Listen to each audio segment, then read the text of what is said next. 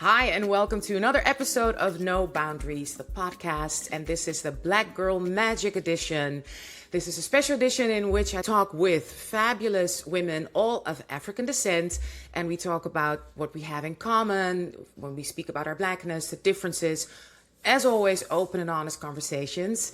And, what is our community and how can we strengthen our community? I'm so excited today with my guest. I don't know her really well, but I am a fan of her on TikTok. She's one of the amazing TikTok people I follow, and we kind of connected through our love of Nicolandria, Olandria especially. And I'm so excited to introduce you to her, everybody. Her name is Remy, and that's all I know, Remy. So take it away. Thank you so much for inviting me to be a part of this podcast. I think you and your daughter do such a great job with interviewing, and it's very like across the spectrum with covering so many different topics. So thank you so much for having me.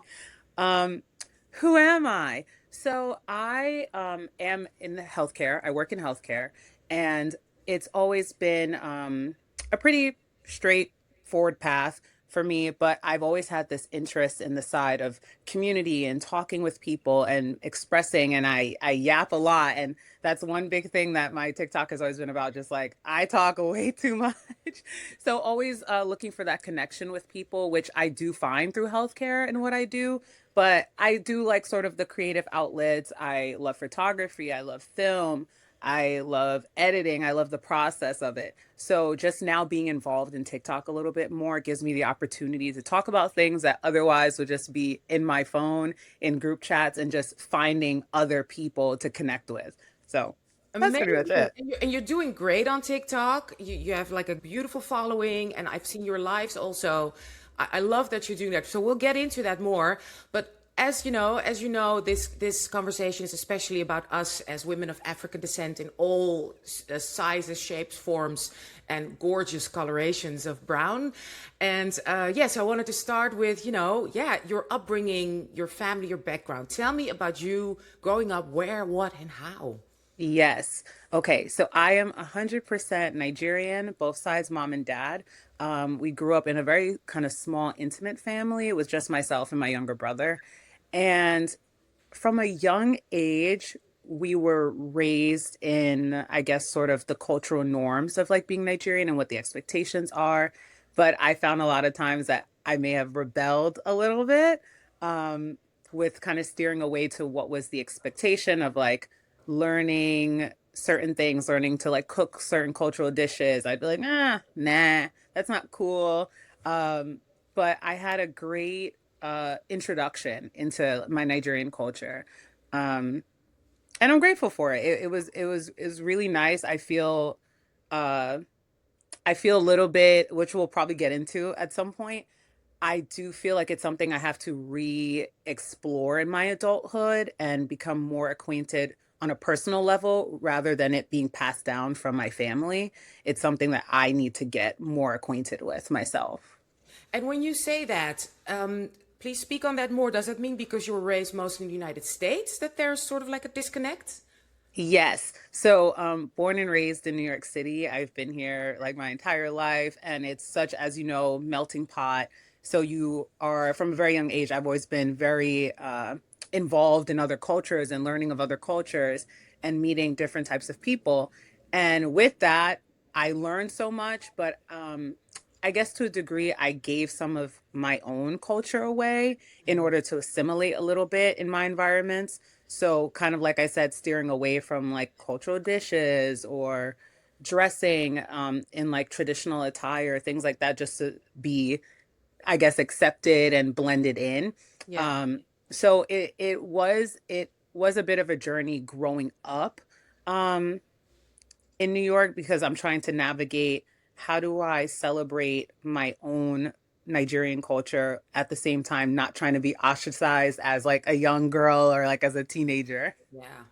Understandable. And where did you grow up in New York? Because that also is very relevant, Oh right? yes, in Culturally. Queens there is a good Nigerian population, but not one that I knew other very young Nigerian girls or even Nigerian boys, besides like a small pocket that my parents knew their kids. So I grew up with a lot of like people of Caribbean culture, um, a lot of people who were Black American. So I actually felt more growing up, more acquainted with like those other cultures, especially like Black American culture, because I grew up in New York and because like a lot of my friends are Black American.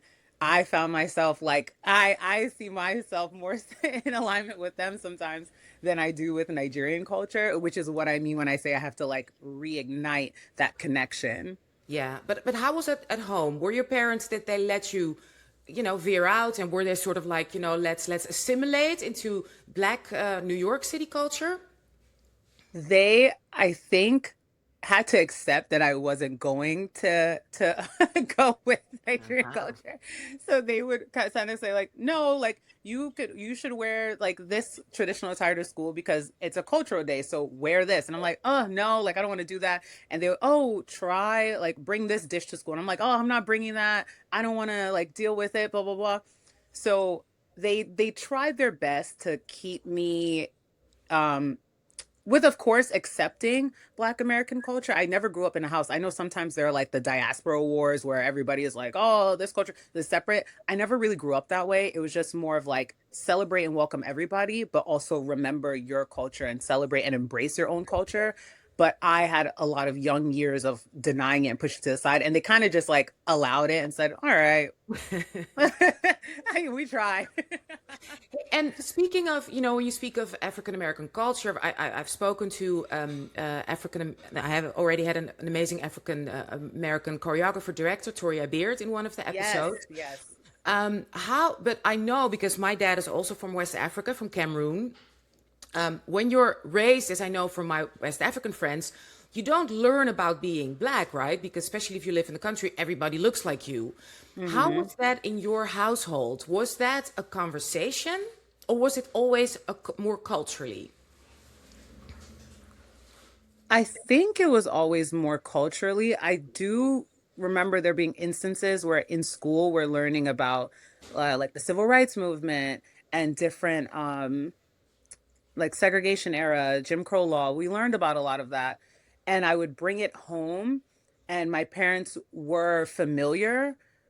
Maybe I had to like introduce them to certain other things, but they had a pretty good understanding of the culture and the norms and expectations.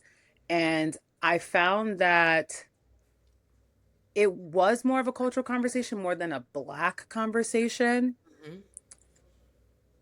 But if I brought up certain things to them, they would then educate me a little bit on, okay, this is what this means in like a larger context.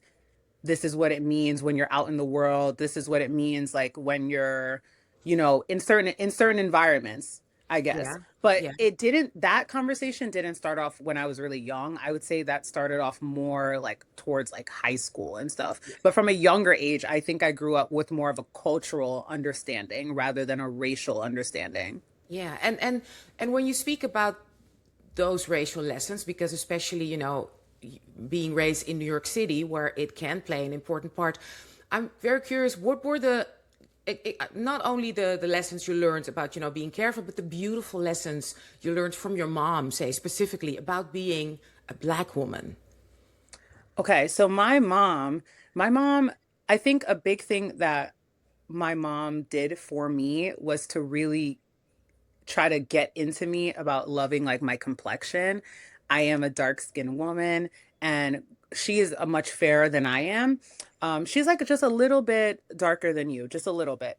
And so growing up, a lot of times I would be very like, oh, like, I'm like, I would be very dismissive of myself and not really very confident. I struggled with a lot of self-esteem due to just having darker skin. And comparing myself to the other girls in class. And my mom was always, always very like reaffirming of like, no, like your skin is beautiful. Like, I wish I had your skin complexion. I wish I had your hair texture. I wish like, all of the things that you're saying that you don't like those are things to be celebrated. So my Mm, mom definitely taught me a lot. It took me a long time to learn it, but she did yeah. really push that into me to embrace everything about my blackness. That's beautiful. But then how can you take me to the journey, because you said it took a long time. So those were subliminal messages from outside, right? From not inside the Yes. home, but outside. Can you please take me on that journey of like comparing yourself and learning to love yourself?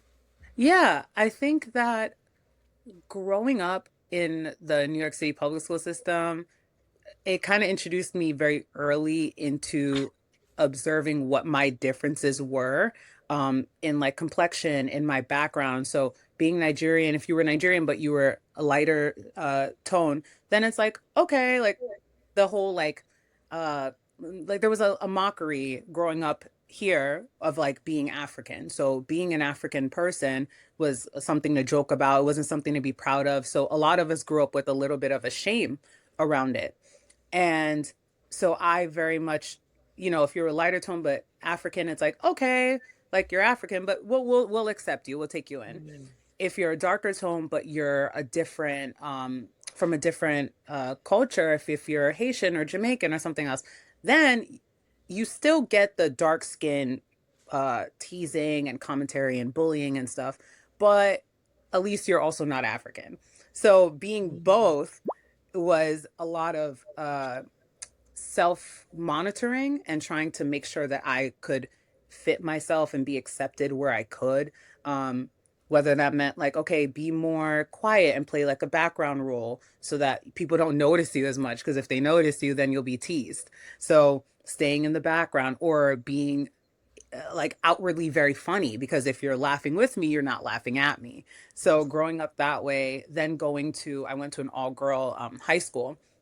So being in that high school, all I'm doing is comparing myself to other girls and saying like, oh, like she's dark skinned, but her hair is really long, so like they like that's why like she's accepted, or she's skinnier and she's this and that's why. So kind of navigating how can I be an accepted dark skinned woman was a very long journey for me. From I can think of starting that comparison from like third or fourth grade, Wow. all the way carrying me through my adolescence into, I would say probably it took me until after college to sort of be like, oh, you know what? Like it's not going to change, and it's also not bad. It doesn't need to change. So Yeah. I can literally recall being a very young child saying like, oh, people change all the time when they get older, so maybe I could possibly get a little lighter when I get older, like my mom, because like people say I look like my mom, but I'm a little bit darker, so maybe when I'm older I'll be like a little bit lighter, and then finally I won't have to deal with like feeling this way. So I had that thought from a very very very young age, um just based off of how I felt that I was being received. So now reaching after college, sort of saying like, this is not going to change, and I'm actually happy with it. Like I love my complexion. Now when people compliment it, instead of being like, oh, no, no, no, now I embrace it. I feel good about it. I don't shy away. I don't feel as othered as I did when I was younger. So it And took a long time. yeah, no, and do you remember also for other listeners, other, because we have also beautiful young listeners, dark Yes. listeners. Tell me about, if you can, analyze those steps towards making, that realization. Like, I like the way I look. I love my color. Do you remember that a little bit? That journey? Hmm. Let me think about that a little bit. I I think it started with a lot of like exposure and Yeah. just putting myself in environments where I'm forced to be, I guess, perceived in a way. So, Hmm. like I said, I used to do a lot of shying, like hiding against, like, they talk about like the sunflower against the wall at the dance who stays in the corner and tries not to be seen. So, I played that role for a very long time. Um, but I think really just exposing myself to environments where I had to be in the public eye, I would force myself to take a lot of pictures. Not that I support this, but I did go toward of like oh, like, I guess like beauty, like really exploring like makeup and hairstyles and fashion, things like that made me love my overall body more, which made me love myself more and appreciate like the little features. So I would say like, oh, like this red lighting, it looks great on dark skin. So like when I take pictures in like a red lighting, I feel like powerful, like I feel beautiful. And so kind of playing around with different small things helped me to sort of look at myself in a different way. And also I guess seeing examples of like other women in media. Like I remember seeing a picture of Kiki Palmer, and I like saved it to my phone, and she had like this beautiful like curly hairstyle on, and her skin tone was like so dark, and I was like, wow, like, she looks gorgeous. And to me, it was like this realization of like, oh wow, like I think she's gorgeous, and like she has like darker skin like me. Seeing people like Lupita, and then everyone's like praising Lupita for how beautiful she is, and I'm like, oh my god, but like she's Yeah. also like dark. And just having those small examples, now I think girls have someone like Olandria to look to, and they say, "Oh my God, look at this Barbie doll, look at this model, and look at the way she carries herself." So when I see people like her, that's what makes it so easy to like fall in love with her. To say like, Yeah. look at the way you embrace yourself and the way you carry yourself and the way you love yourself. It teaches other young girls to feel the same, because you look at somebody like that and you say, "Oh, there's nothing wrong with me. Like Yeah. I'm fine the way I am." So Yeah. having examples like that really do help. Yeah, I love what you're saying, like seeing yourself, right? And your complexion and your type, and also daring to experiment. And I understand because you said, like, not that I, want to champion that, but I think, I'm also a mother of two daughters. I think it is important to really look in the mirror and experiment and try out things. I remember also being so afraid of my hair. I was thought, it's like short, it's not really curly, it's kind of like in between, it's kind of like sad. But I remember once when I came, we had swimming practice, and then because I would always hide my hair, and then I Yeah. didn't have any elastics, nothing with me to hide my hair, and it just, came out like this. And then all my girlfriends were like, "Why don't you ever wear your hair like this?" And I was like, "What?" Because I would always, just hide it away. And that forced me to kind of really look at my hair from another perspective. I'm like, "Oh, yeah." And then I got less afraid to kind of like experiment with it, right? Exactly. And I understand as women of color, black women, we, like you said, you want to blend in. So that means hiding a little bit. But to take that step of like, no, let's take this mirror, yeah, beautiful lightning, and experiment, right? Right. Exactly. When I say shying away, what I meant was that I went down a temporary path of almost becoming obsessive about it and making it conditional. So Yeah, it turned yeah, into like, oh, I only accept this because I have like this makeup, or because I have this certain hairstyle, because I wear these certain clothes. So I don't want to advise leaning too far no, into it, yeah, and turning it into you only look good one way, because yeah. that can Like become the very like perfectionism, and that's something else that you have to then unpack. But it is, I completely agree that getting into just trying new things and experimenting with yourself can yeah, really teach you. And even if you don't like something, it teaches you, okay, I don't like the way I look here, let me try something else. yeah. Everything that goes wrong isn't wrong, it's just steering you towards where you really want to be. Yeah, because you don't want to become like the Mariah Carey, you only like only one side and one, You can only look at me right here. yeah, that's Exactly. not what we're advising. But to try, and what I always want to say to young women is what really helped me was I stopped looking at magazines. Literally, if I would be Mm, like in a store, like no, like not Vogue, not no, as long if I don't see somebody who looks at least a little bit like me, I'm just ignoring it. And that was a really conscious decision, and I really literally did that for 5 years. That I was just would not, especially body type, I would just not look into those magazines, to not see skinny whatever straight hair, just not. And that really changes something if you force yep. yourself to look at women differently and go to like other neighborhoods and look at women and see the beauty of other women, because we're so conditioned from a young age to see only one type, one type, one type. Yes, exactly. So, and that's what I appreciated about like growing up in Queens, is that because I saw so many different type of girls, you just learn to appreciate like, okay, the magazine is telling me I have to look like this, right? Yeah, Every Teen Vogue, Cosmopolitan, everybody says look like this. But I think that girl is gorgeous and she doesn't look like this. And yeah, I think that other girl is gorgeous and she doesn't look like that. So that comparison, although it's normal and it's natural to compare yourself, I yeah, think steering away from like manufactured media, which I think is what you're talking to about, like yeah, magazines, editing, showing you just like the most airbrushed. Like I yeah. remember going through like my mom's magazine, she would buy them, and like I don't know if it's like National Enquirer or whoever, but just seeing like people zoom in on, oh, this person has cellulite, this person has stretch marks. Oh, yeah. And then I remember being young and being like, wait, like I have a stretch mark. Like, oh my God, do I have cellulite? Oh my, and it teaches you to hate yourself, really. Yeah, It really does. it does. Staying away from that is the best thing you can do for your mental well-being, honestly. Absolutely. And that's something we're not taught at school or by other women, unfortunately. I'm working on a book right now about feminism and our color and blackness and feminism.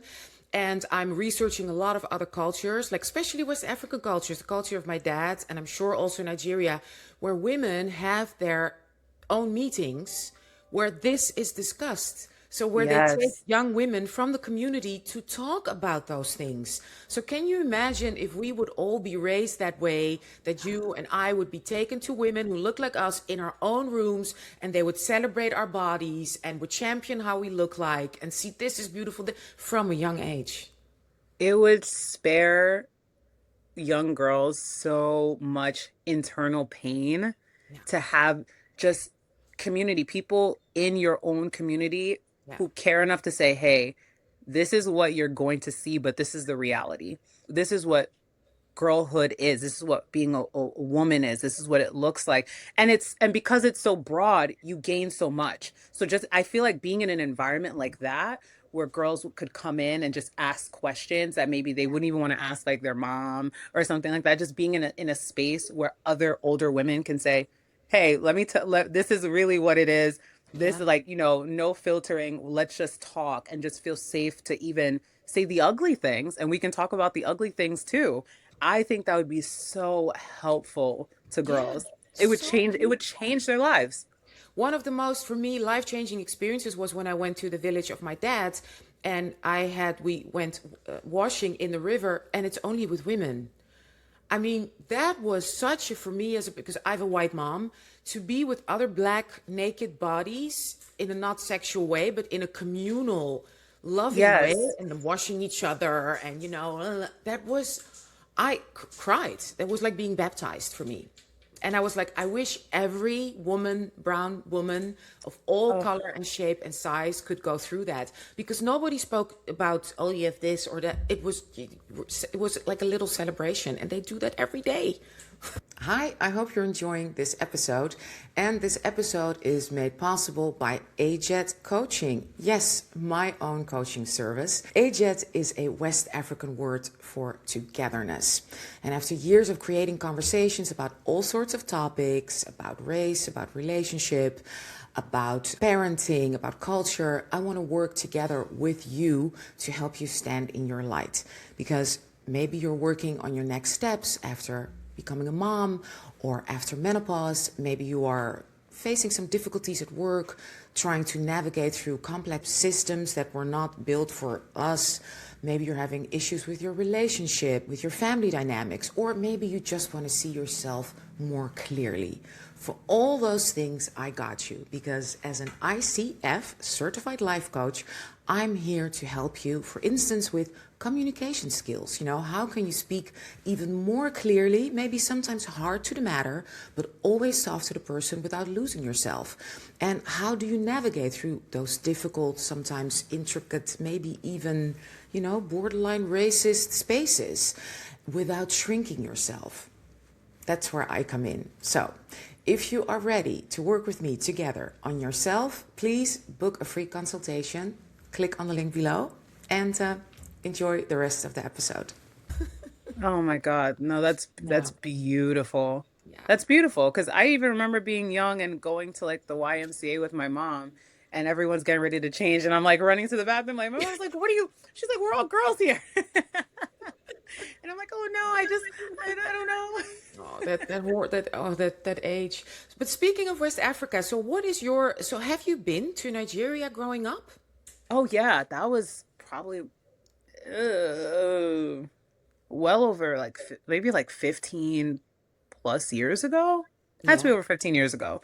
And when I went, my entire family went. We went twice, like 2 summers back to back.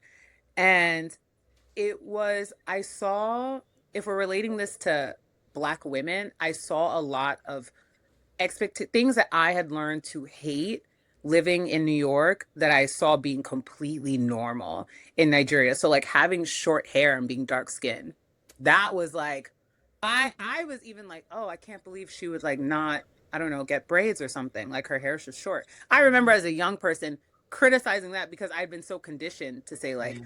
having short hair and you're dark skin, like, no, like you can't do that. Like who boys aren't gonna like you like that. Like the brain the Mhm. brainwashing, Yeah. like that sort of thought.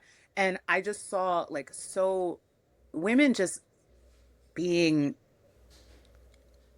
unmonitored, unfiltered, just living, not performing. Because I also felt that growing up, I had done a lot of performing. So just kind of existing and in their bodies, in their hairstyles, not wearing makeup. Because I had also been like, oh mom, like you have to let me get makeup. I need to, I don't know, foundation. I don't even know how to put it on, but I need it. Like this is Mhm. something I need Mhm. because this is what the other girls have.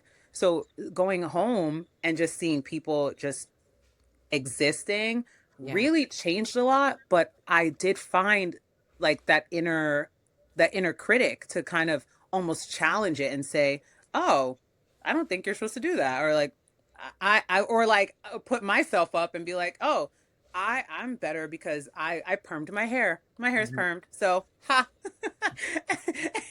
And now looking back at it, I'd be like, "Silly girl." Yeah. But you also saw the beauty then. So when you saw a dark-skinned girl with short hair, were you able to then, after being critical, also appreciate and see something else in the beauty?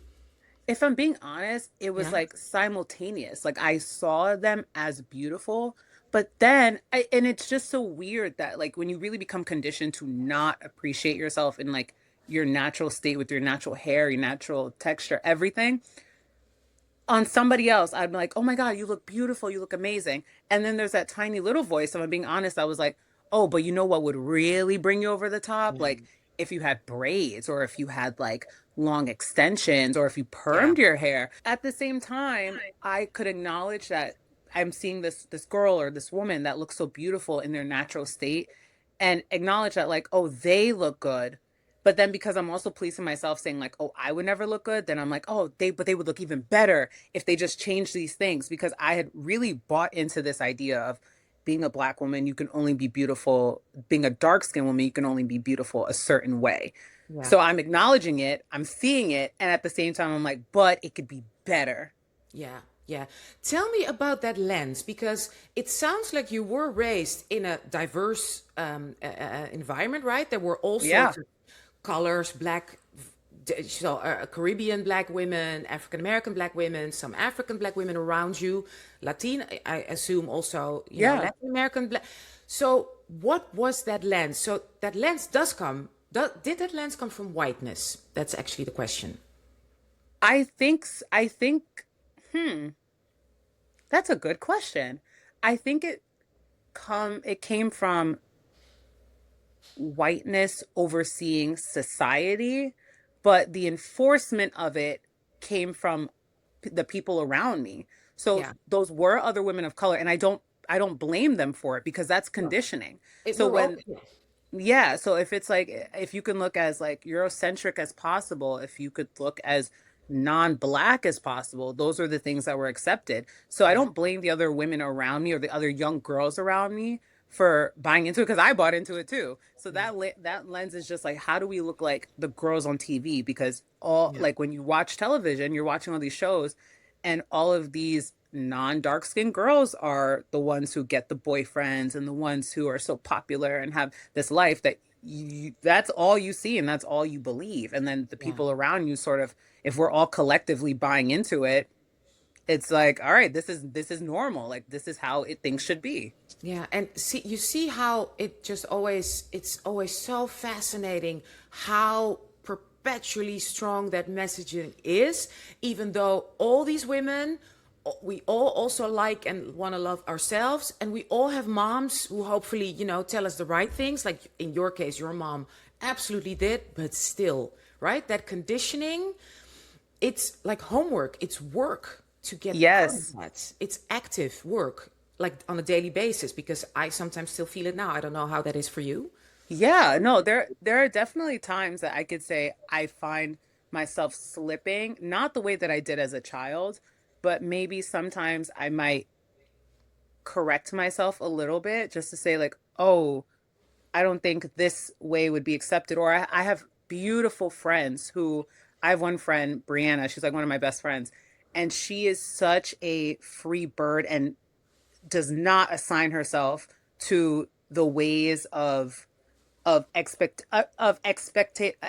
beauty, where she like shaved her head and she like is bigger and she wears like she is free in her clothing. She doesn't wear the things that like you'll see like the trendy TikTok shop clothing. She's not like that at all. So she'll wear lots of like different patterns and textures, and she's so experimental with her look, and I'm always so inspired by it. But then sometimes I'll find my voice being like, "Oh, but we're going to this type of place, and like this is how like we're expected to look." So then sometimes I'll think a little bit like, "Oh man, like I wonder, I don't want anyone to like criticize her for not joining that," and almost like wishing, "Oh, it'd be easier if she just dressed like them," because I don't want anyone to like criticize her because I love the way she dresses, but they may not like the way she dresses. But then why does my brain sometimes slip into she should be the one to change? And Yeah. she never feels that way. She's never once like changed how she dressed or how she looked or how she presented herself to fit into those environments. But in a protective way, I've been like, "Oh, I want to make sure like people don't judge you when we go out." So I never tell her, but in my head, I'm like, "Oh my God, like maybe she should wear something less, I don't know, like outgoing, and she should just wear like they call it like there's like the New York City like going out outfit, which is like simple like black crop Black. top, the blue jeans, and then like either boots or like some sneakers or something." And I'm like, maybe she should just wear the uniform. Yeah, yeah, the black New York City black uniform. No, yeah. Wow, you see how strong, because I don't know if you want to speak about your age. Oh yeah, I'm Remy? 30. Yeah. So you're so young, and I'm literally, I'm 56, and I was hoping that your generation, you could be my daughter, that wouldn't be a factor anymore. What? I don't know. I think I do have hope for the newer generations because I'm seeing so But many you young are the new girls. generation. The millennials have failed. That's how fun it is. And you grew up with Lupita, you grew up with Kiki Palmer, you grew up with, Yeah. with like amazing series, even more. Like for me, like I said that in my last episode, the first time I saw Salt and Pepper, I like cried of happiness. Strong, because I was always a bossy, strong girl, and they had like West African features like me. Like we haven't Yes. spoken about featureism yet, but Yes. I was hoping that for you, Oh man, no. I think we grew up right. I feel like for millennials, I was born in 95, like that sort of like 93 to 96 uh range. We grew up right on the cusp of we still had all the same pressures that everybody else did and the same criticism, but we are the ones now raising those future generations because we learned from all that. So it finally has changed because we've seen society sort of flip, and not, even though now we're kind of like slipping back a little bit, yeah, yeah. but I'm seeing that now the younger kids, like the Gen Zs, the Gen Alphas, the way that they approach their own personal style and the way that they style their hair. There's the one TikTok user who she left TikTok, but lip gloss, I will always praise lip gloss. I'm pretty sure she was younger than I am. She maybe like 24 or 25. And she was young, dark skinned. She would never like brush her edges down. She always wore her hair in its natural state. And people would give her a lot of like heat for it in her comments. And she never cared. And she always was showing young girls like, you do not have to perform or like damage your hair just to look a certain way. Like, we are fine as we are. Like, I'm not touching my hair. I'm not performing for anyone. I'm going to exist as myself, and that's fine. And she left the app for like her own well-being, but I can think of someone like her and be like, okay, I can see things are changing now. Things are definitely changing because people have had enough of constantly you get up every day and you're already like putting on this like facade of like, "Oh, I just don't want to, let Yeah, me braid yeah. my hair, let me put on this wig, let me do this because I have to look this certain way." But the younger kids, I do see them changing a little bit. They're not assigning themselves to the status quo, which is really nice to see. So let's, now this is perfect segue to talk about Olandria, because we like both saw her journey, and you're like practically the same age. I mean, she's like, you're the same generation. Yeah. Tell me, Olandria, how? Because were you already Love Island fan? Were you already watching? So yeah, take me on your Yes. journey. Yes. So I love reality dating shows. Love, love, love, love, love them. And I love it. I think partially that somewhat came from the whole obsession of like, see, like dark skinned women can be loved or black women can be appreciated. And you don't have to, it's not always like the blonde white girl who gets love. Like other women can receive love, other women of color. So I've always loved reality dating shows. Love Island, I think I got into the UK one at first. And sometimes in the UK, they don't really have the best experiences there. So it was kind of like watching like Yeah. torture. It's torture. Yeah, yeah, yeah. It was Painful. kind of torturous. So, Remy, if we speak about Love Island and you've been a fan since day one, I'm so curious, what did you think of that moment? Do you remember the moment when Cash, also a beautiful, brown skinned, dark skinned woman? Yeah, yeah, you know what she did. So tell me. Oh Where were my you? God. Where were you? How old were you? Tell me about that moment. Oh my God. Okay, so this is like, oh, I remember. Okay, this is when I'm in nursing school. I'm in Pittsburgh. I went to nursing school in Pittsburgh. And I remember one of the cast members also like went to like the same school as me or whatever. And so I'm like, oh, I can't wait for this season of Love Island. We sit down, everybody's introducing themselves. I'm like, oh, Cash is so pretty. Oh my God, I love like she's like a dancer and she talks about all these fun things. Wow, that's so cute. They sit on the couch. She just I screamed She took and off her wig, right? Like took live off on camera. took off her wig live on television and just was like, "This is who I am."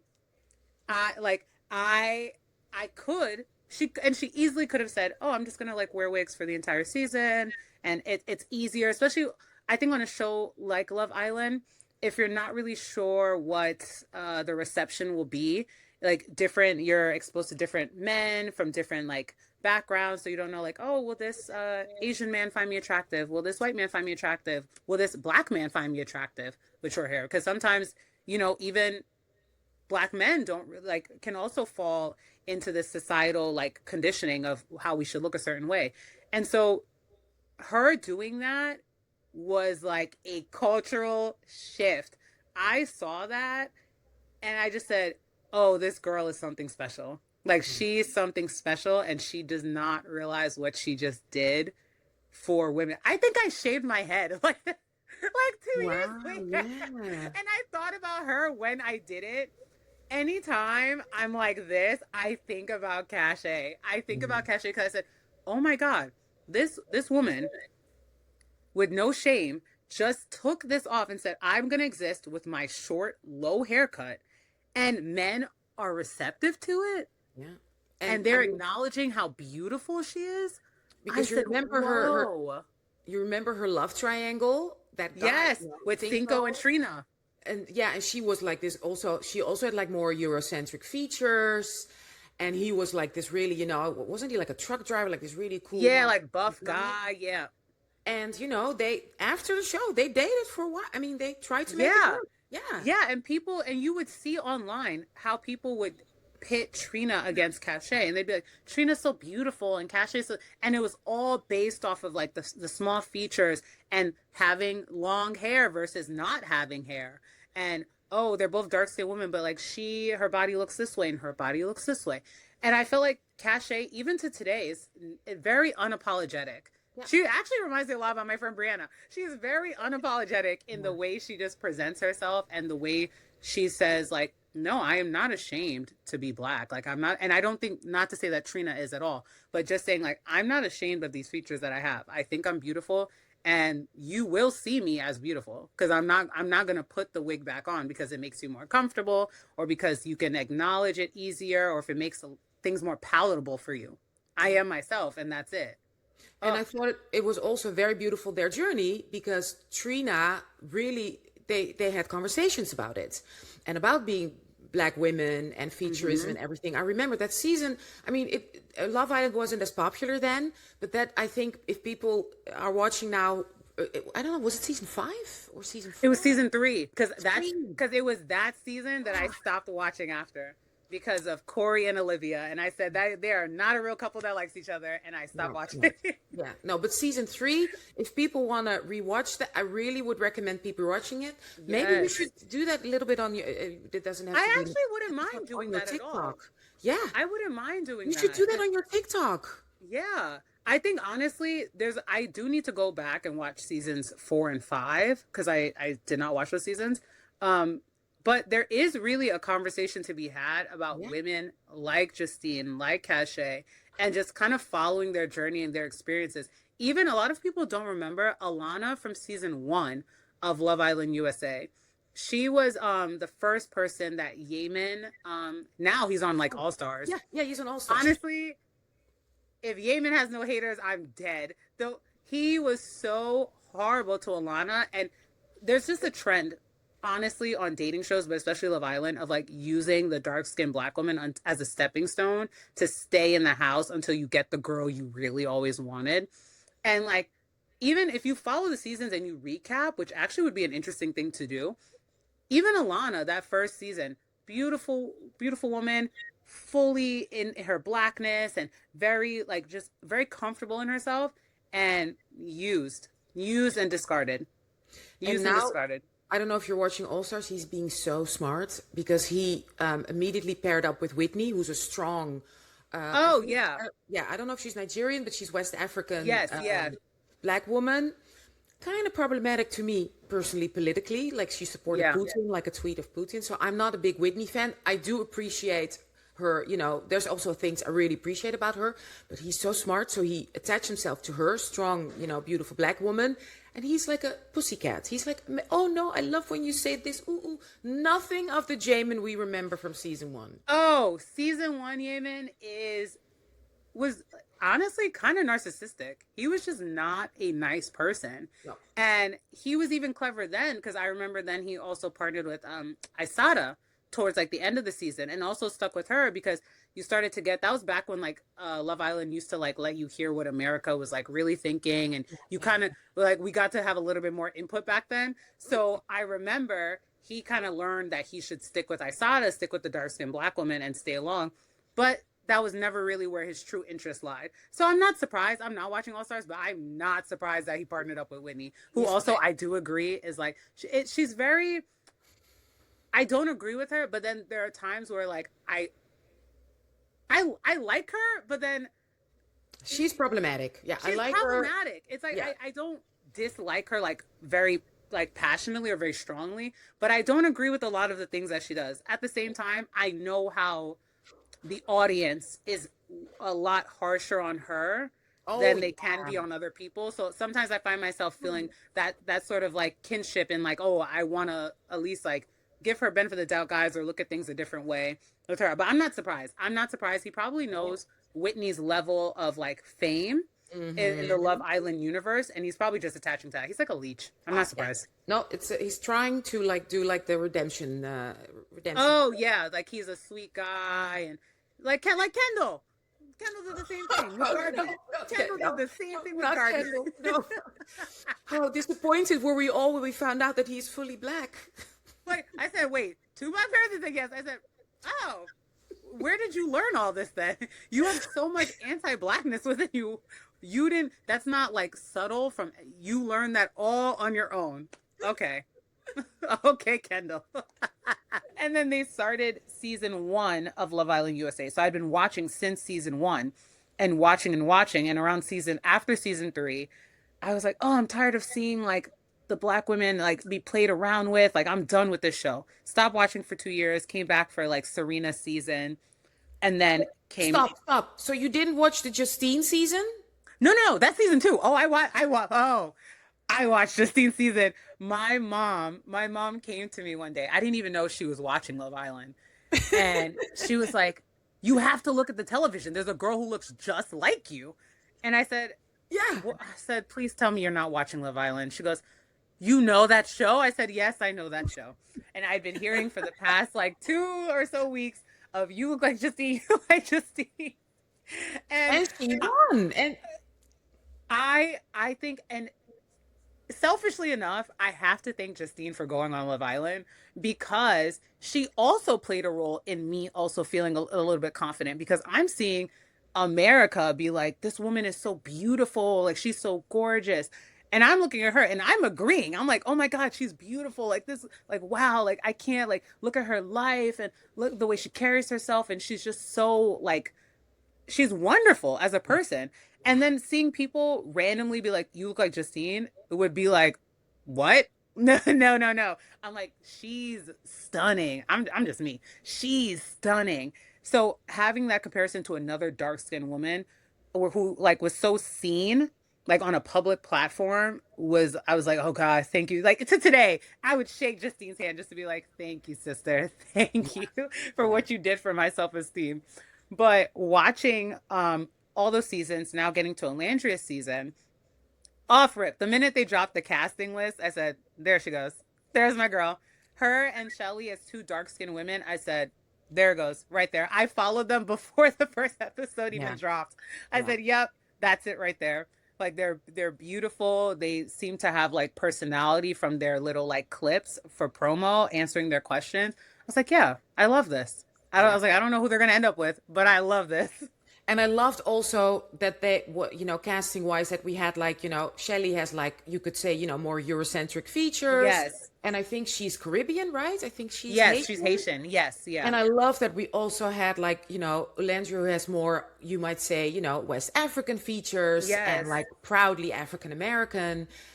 That was, yeah, they did well after season six and then, sorry, yeah, six and then seven, right? Yes, yeah, season 7 was Olandria, yeah. Yeah, yeah, yeah, yeah. Absolutely. So, They really did because it yeah, was like with Shelley, I found that it was very easy for a lot of people to see that she was beautiful because of those Afrocentric features. She has like the beautiful doe the Euro, eyes, she has right? a very like Eurocentric, tiny yeah. nose, Eurocentric, like a cute little button nose, a little like doe eye. So people automatically like are like, oh yeah, she's gorgeous, she's gorgeous. With Olandria, we did not see that as often. It took almost like convincing people Yeah. to acknowledge that she was beautiful because she had these very prominent black features.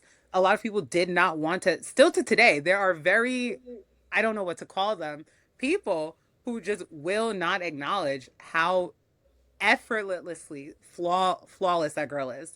Yeah, Like yeah, beautiful, stunning. And I think her just existing on a platform like Love Island is such a testament, and I feel like such a good representation of other ways that Black women can be. yeah, And I know that that's what they talked about that on the show, just in the way that they carried themselves, arguments that they chose not to have with other islanders, like almost like monitoring themselves to say, oh, I'm not going to say this, or I know if I act like that, like, the guys will think this, or that I'm this angry Black woman, this. So they did a lot of self-checking to make yeah. sure that they were perceived the right way, even though still they were not. But someone like Alandria, it was really weird to see online the discourse about her beauty and whether or not she was beautiful. When Well, like anybody with eyes could see that she we is. we we know where that comes from. Don't want to give them any, energy, but Right. and how was it to see, because I remember when I saw immediately that Nick liked her, right? That was so clear from day one. And she kissed him, and the way he looked at her, and he flirted with her like right away with the like, I don't have breast milk, whatever. That was Said I'm clear. 24. I saw that, and you saw the flirting and everything, and him kissing her.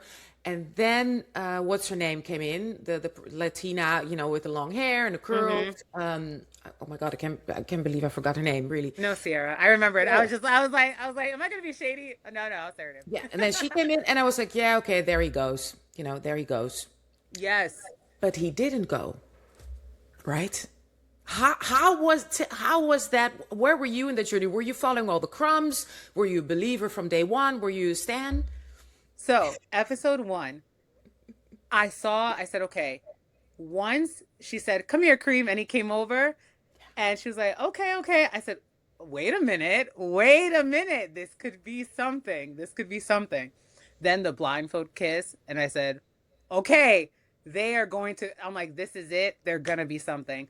I know it. I do feel like the producers intentionally put Sierra in that house because they also saw what was going on. Because I thought it was very strange how they never let any time pass between No. the blindfold to introducing more islanders. They never even got to talk amongst themselves about who kissed who did this. Let's have a conversation and sit down and talk about whatever. I feel like that would have been an opportunity for Nick and Alandria to talk from the very beginning.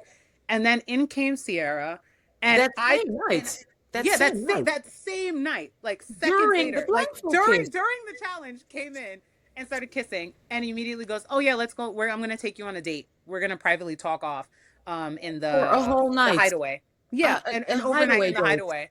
Immediately, I said, "Oh well, it was." I said that was short lived. I just like you. I kind of was like, "There he goes," because sorry, Nick. I did kind of just assume that he was just going to just stay with Sierra. I'm like, oh man, I guess whatever. And then Taylor was never impressive to me. And he just seemed he was all about the, how do you look? So it was never about Olandria as a person and how she carried herself. Clearly beautiful, but he never spoke to that. It was always just like, you got nice feet, you got big boobs, you got a big butt, you got like, it was very just like looking at her as body parts rather than as a fully fledged person. So I really felt bad for her during that experience. I'm like, oh my God, like this guy is just, he doesn't value her in any type of way. And of course she talked to like the producers editing. So we didn't really see some of the things that made her stick along with him through that. But ultimately, them coming back together and having that chance where they both got dumped from the island during Casa, I was like, oh, I can't believe this is happening. I'm like, I cannot believe this girl is finally going to have the experience she deserves. And here we are, how many months later? So nice. Like, it's insane. I truly kind of gave up at a point and said, you know what? Like, Olandria, she might be better off just going home rather than being treated this way. I'm like, there's this guy who honestly is treating her as though she's disposable. I don't see anybody in this house really showing her like true affection the way she deserves. And Nick is like, he's just off with Sierra. So I kind of gave up. Closed I was off. like, man, like Closed off even. closed off, even though he The looks like he was saddest, like a hostage. the saddest closed off. Look more like a He's like, what does closed off mean again? yeah, Stockholm syndrome. That's what we saw happening there. Yeah, Yeah. that's what And then you notice the moment she gets kicked off, it's like the birds are chirping, he's like skipping around the island, they're like, you see like Olandria, like she's laughing, and they're having, and honestly, them pairing up together, that is the most of Alandria's personality and her light that you see throughout the entire season. That is her coming out where she's joking around, she's laughing, she's being treated like a woman, very dainty. Oh, let me wipe your seat off for you. Let me hold your hand down the stairs. Let me treat you right. Give you the shirt off my back, literally, if you're cold. Let me carry your lip combo. Just really getting the proper treatment that she should have been getting from the beginning. So yeah. it took us a while, but it's Wait, been beautiful. It's been beautiful to see it. and they're still together. Their first Valentine's Day. They're, Ah, they're friendly, and we saw it. Did you see them twerking? oh, I did. I woke up and I was like, oh my, I was like, So we've been getting crumbs for months. I'm like, I can't believe we got fed like this. I This love wasn't it. even like they did an event. This was Nick's like DJ event, and she went. She looked so gorgeous in the red lace, and I'm Oh, like, wow, lace. wow, to see them go from first night sharing a little quick kiss before she picked, and she almost, the fact that she kissed him, she wanted him from the beginning too. She saw him from the beginning, so that it was there from the beginning, despite what anybody wants to say. To No. seeing them now, it's like finally, Yeah. finally we're just seeing dark skinned women be loved without shame, without limits, without hesitation, without doubt. Because he does not play about Alandria. Yeah. He does not. And He does not play about her. no, and I love how they also really are focusing on their separate careers and how important for us, for my generation, for every generation is her career. I mean, what she shows us, right? Yes. Yes. I Really think super that hard. they could have taken the easy way and say, oh, Nicolandria as a brand gets the most attention and gets the most this. I think it was really, and even you see that his father looks over her deals, makes sure that she's getting paid correctly, making sure that she's not being taken advantage of in the industry, really protecting her and trying to uplift her in this way. Like he never even takes the credit, even though from like that TikTok live, he was saying like, oh, she should model, she's gonna model. He did the whole like Kalani Kinis and everything like that. And that was a brand that he had already been partnering with. But he really embraced and supported her doing her own thing and being a separate celebrity, becoming now she's like a model. I know she's going to be at the Met. It's, you can't even connect her really to Love Island anymore. It just seems like something so far off in the distance. And she's really established herself into this is what I've always wanted. I've always, maybe she didn't feel that she had the opportunity or that she could, but now she's really taken this spotlight and turned it into something, like she's nurtured it and turned it to something that will be long lasting. Like she really is a name where you see her going to Paris Fashion Week, New York Fashion Week, and the cameras are just flashing. Designers are, they want her front row. They want to put her in the clothes. The Riesmans are like dressing her so well. She has an amazing team behind her. And that was all curated. Like she did that on her own. And that's for her. That's not Nicolandria. That's not Nick and Alandria. That's not Love Island Olandria. It is just her. Yeah. That's just her career. And he said, okay, like I could continue. He could continue with the modeling. He can go back to being a nurse. He could. And he said, no, I love DJing. I love meeting people. I love being outside. This is like a passion of mine. So I'm going to pursue that. And they support each other in these separate careers. So they don't have to be like enmeshed. So it's also, I think, a great example for other young couples and young girls to say like, oh, I don't have to give up things in order to be in a successful relationship. I can go do and have my own life, which of course we never saw growing up. We never saw that like this, like a lot of women felt empowered to create like careers for themselves and be bold about it, not even shy and timid, because she's not timid about what she wants. No. She knew she wanted to model. She knew she wanted to be in fashion, and she pursued it. And I think that's inspiring. No, it's so inspiring. And also what I love that you can see that it doesn't have to be cookie cutter, right? He is goofy, crazy DJ. She is who she is, this beautiful girl from Alabama, very Alabamian, but also high fashion, right? So she can go twerk and whatever, and, you know, with him as his girlfriend. But she also in Paris, she's like, you know, that we can switch. We can switch around, and it doesn't only have to be code switching for the culture, you know, to like white culture, because she can be like Paris high fashion, and you know, DJ girlfriend, definitely a girl from Alabama, and that's so. Finally, we as Black women are allowed to be. You know, you can see visually we're allowed to be more, not just one thing. Yes, and that.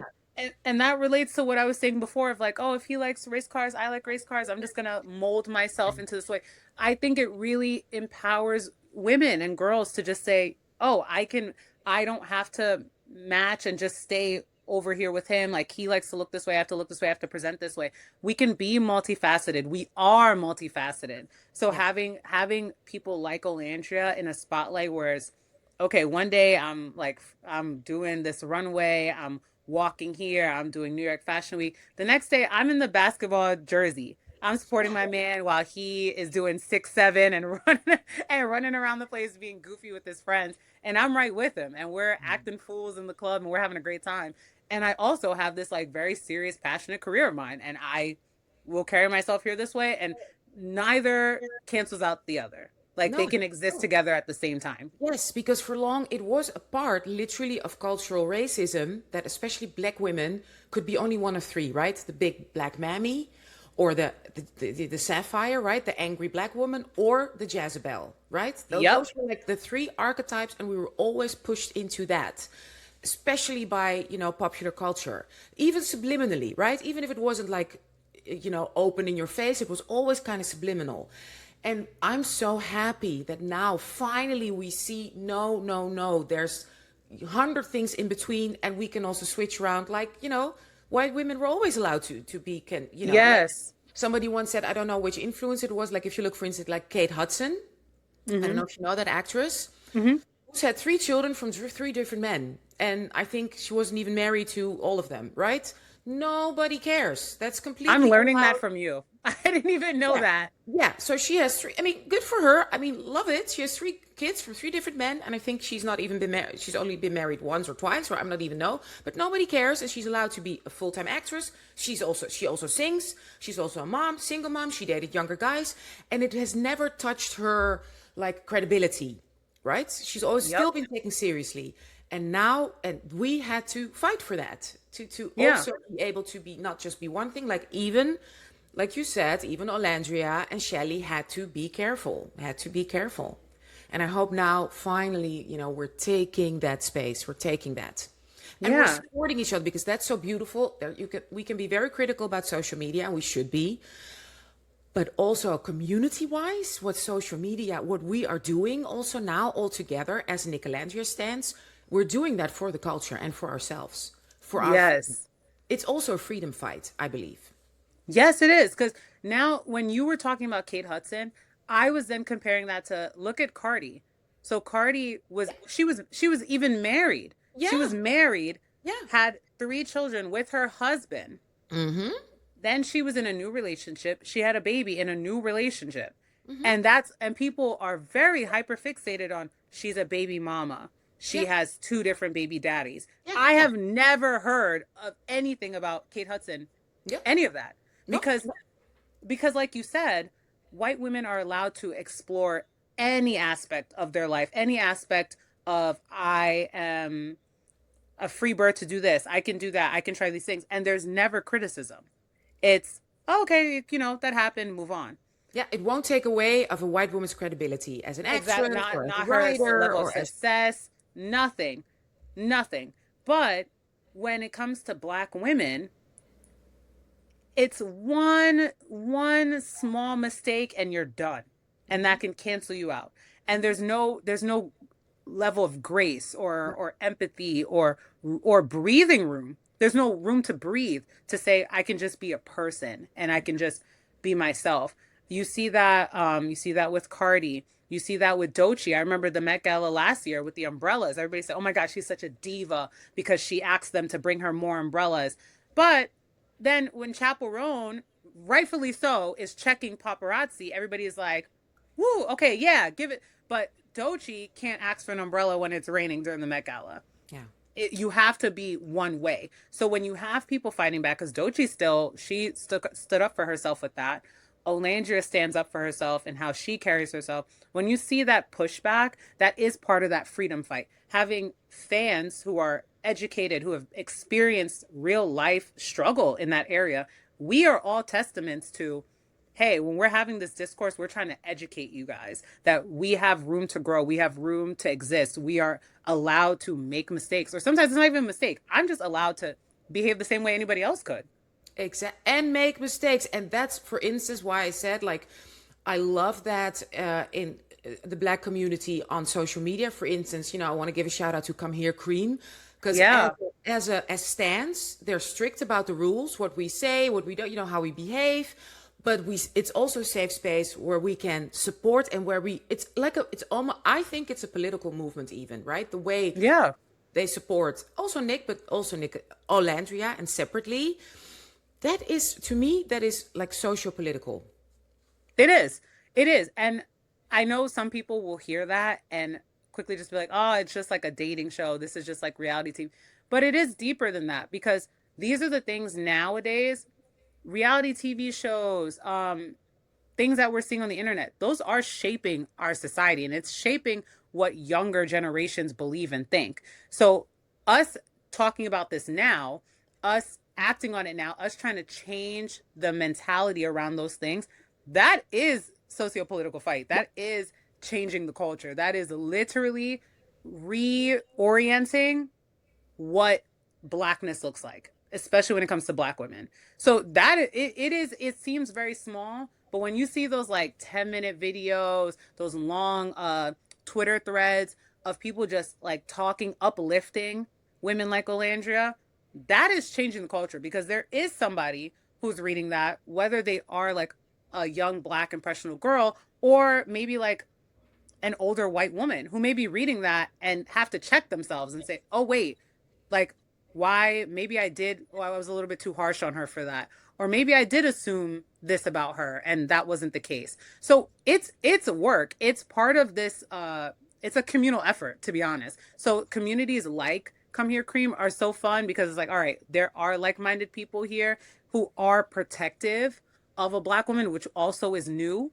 That is a Mm-hmm. lot newer growing up now, seeing before thrown to the wolves. Anything can happen. And in your own personal space, maybe you can advocate for them. Now, the fact that you can be in a community where other people are also, we're all collectively saying we are not going to allow this Black woman to be mistreated or talked about. That is political movement. That Yes. changes the culture. And even commercially, because we influenced the show. I'm sure we did, because they saw what was happening on social media. We influenced the show, very good, and we're also influencing now commercially Olandria's value. We showed that no, we will sell out those whatever she's selling, because first of all she goes for quality, and we support our girl. Like, Exactly. so that is it's like it's political, but it's also socio-economical. I think this is important. Somebody can write a whole thesis on it. Oh, again, I could have sworn, I think I saw a TikTok where somebody did say they were gonna write a thesis paper on Yeah, it. I'm pretty sure they did. But it's true. It's like and that's what made other brands come to Olandria, because they saw the level of support that she had. And that helped these brands see her value.